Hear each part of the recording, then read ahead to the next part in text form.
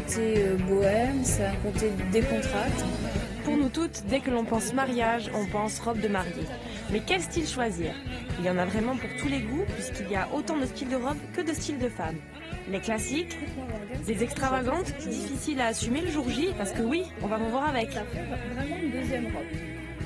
Les colorés.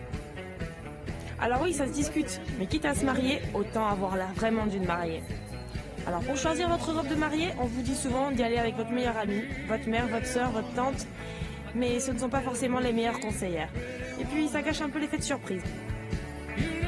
Dans ces cas-là, il vaut mieux aller voir un spécialiste, un styliste, qui sera le mieux placé pour vous conseiller. Chacun son métier. Alors René-Marie, vous êtes styliste et créateur de robes de mariée. Comment choisit-on sa robe de mariée? Tout simplement en fonction de son physique. Après, bon, il y a la mode des thèmes, il y a des tendances qui tous les ans changent un petit peu au niveau de la robe de mariée, mais ce qui prime, c'est le physique. Je veux dire, quelqu'un comme vous peut tout se permettre. La taille mannequin. La taille mannequin, enfin la taille mannequin, non, le physique mannequin. Et non, sans blaguer. Donc voilà. ça veut dire si on est un petit peu, si on est grande, si on est plutôt mince, qu'est-ce que vous Si on conseillerez? est plutôt mince, j'allais dire qu'on peut tout se permettre. On privilégie tout ce qui est fourreau, sirène et demi-fourreau. Ensuite, ce sont les petites et rondes. Bon, on évite évidemment les robes à volant, les pièces montées, les superpositions, les manches ballons, les surcharges de perles, de fleurs, de nœuds, tout ça. Voilà. Donc on reste dans la simplicité. On essaye de trouver une robe plutôt forme princesse qui allonge la silhouette. On prend une robe avec une traîne. Pas forcément immense, mais quelque chose qui visuellement vous donne de la hauteur.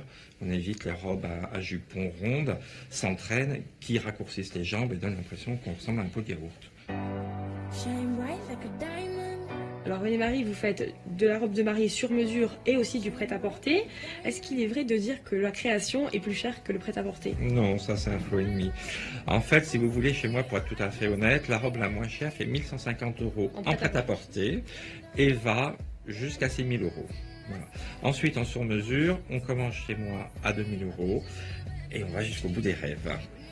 Alors, et pour messieurs, si on veut éviter le faux pas, et il faut vraiment assortir le costume à la robe de mariée, mais ici, chez nous, on ne la voit pas la robe avant. Alors, comment fait-on? Si vous avez par exemple une robe bohème, c'est-à-dire en dentelle légère, en crêpe de soie, en mousseline, quelque chose de fluide, etc. J'allais dire que tout est possible. Je dirais, à la limite, privilégier les matières comme le lin ou les choses naturelles un peu plus décontractées, on va dire. Éviter le smoking, parce que le marié en smoking et la mariée en bohème, je trouve qu'il y a un décalage. Bon, de même, si vous avez la crinoline, un volant avec les perles, le voile de 15 mètres, etc., il faut quand même que le marié reste dans la note, donc pas un costume sobre et élégant s'impose. Évidemment, si la mariée est en ivoire, il faut que le marié ait une chemise ivoire. On évite le blanc. On évite le blanc et surtout, messieurs, évitez les costumes trop clairs parce que d'abord, ça avale la mariée. Et puis, bon, moi, je trouve que c'est pas très élégant, un homme en blanc ou en beige très clair pour son mariage. René-Marie, merci pour tous ces conseils. Et nous, on se retrouve tout à l'heure pour le choix de l'alliance.